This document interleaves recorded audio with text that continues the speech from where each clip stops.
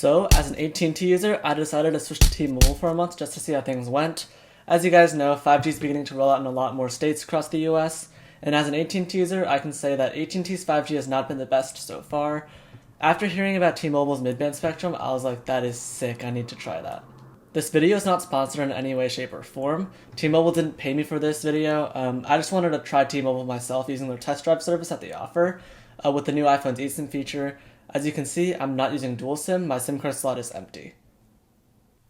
Before we get into the nitty-gritty, here are some basics. This T-Mobile image paints a great image of what 5G is like currently. Low-band 5G is designed for coverage, meant to cover large areas of space. It's fast enough for the average user, there's not much to it. It's basically good LTE. Mid-band 5G is the sweet spot. It has good coverage designed well for metro areas, and it has speeds faster than my home Wi-Fi even. As you go up the bands of 5G, the higher frequencies also help with latency or ping, which is noticeable especially if you like that snappy and quick loading experience. High-band 5G, also known as millimeter wave, is the ultra-fast, ultra-quick 5G. You're almost never going to have it unless you sit right next to the small cell, but it's lightning fast, peaking at 4 gigabits per second, and has latency or ping as good as the solid fiber internet connection. Each carrier has their own name for their versions of 5G. Trying to make this as simple and easy as possible, every carrier just calls their plain low-band 5G, 5G.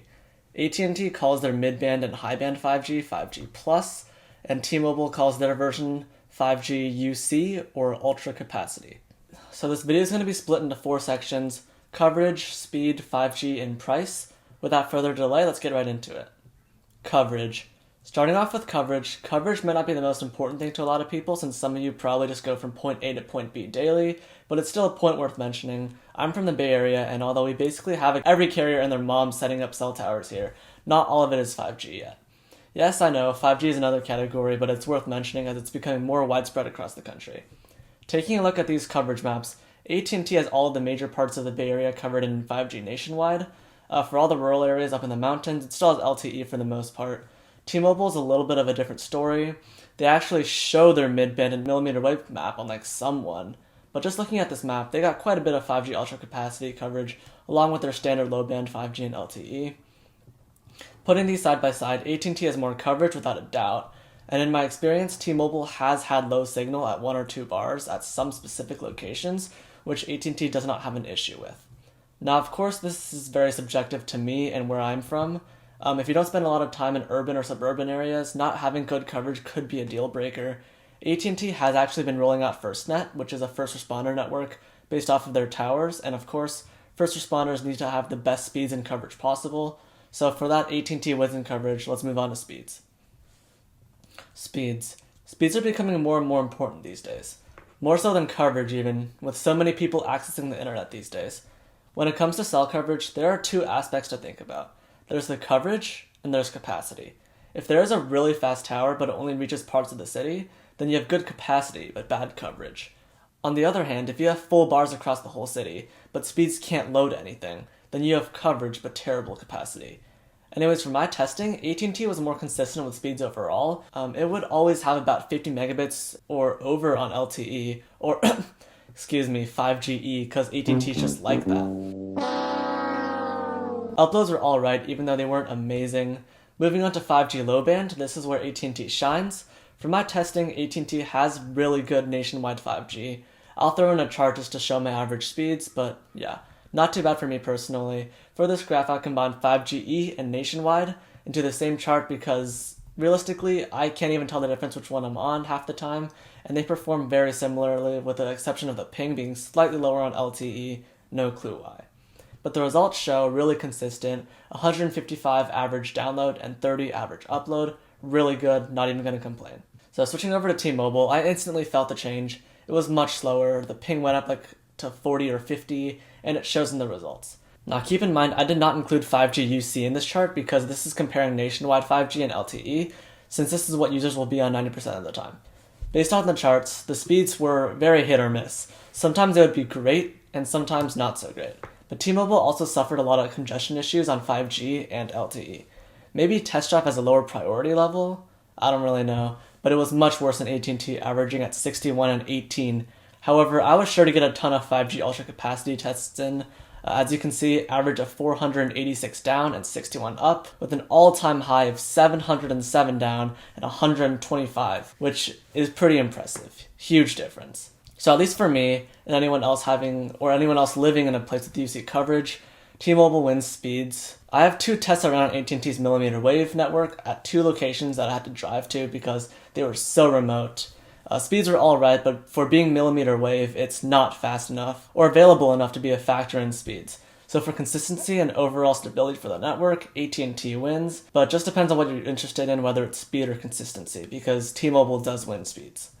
Man, it's getting dark now at this time of the year. Alright, so switching the lights on now, moving on to 5G. 5G, some people care about it, some people don't. My dad, for example, has an iPhone XS Max, still fairly recent, but it doesn't support 5G, so he doesn't give a about 5G.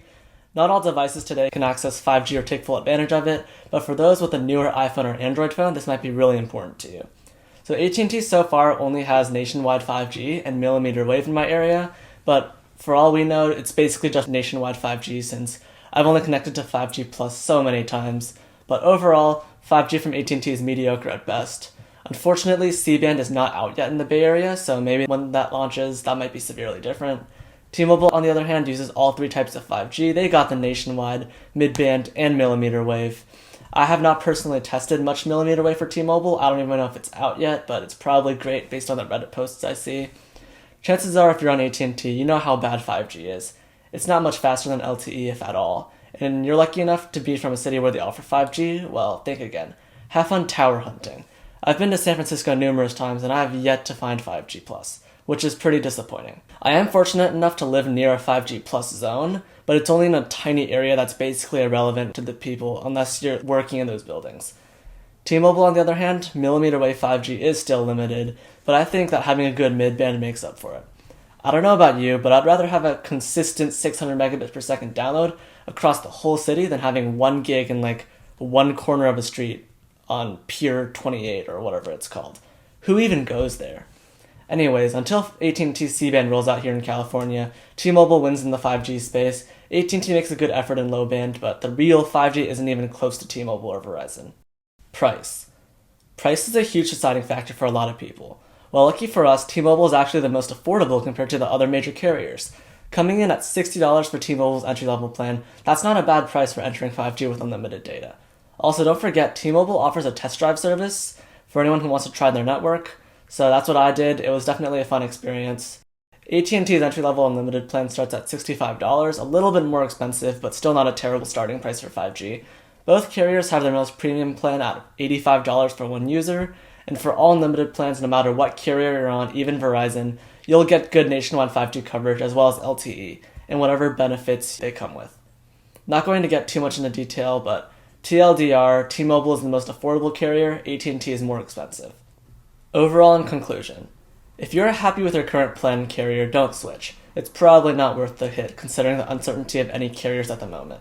If you're deal hunting, T-Mobile is the best bang for the buck, with the best 5G network as of January 2022, and great coverage. T-Mobile is the best choice for the average user in the city and popular areas. If you're looking for even better coverage and consistency, you can't go wrong with AT&T. Having amazing 5G low-band coverage as well as their strong LTE networks thanks to FirstNet.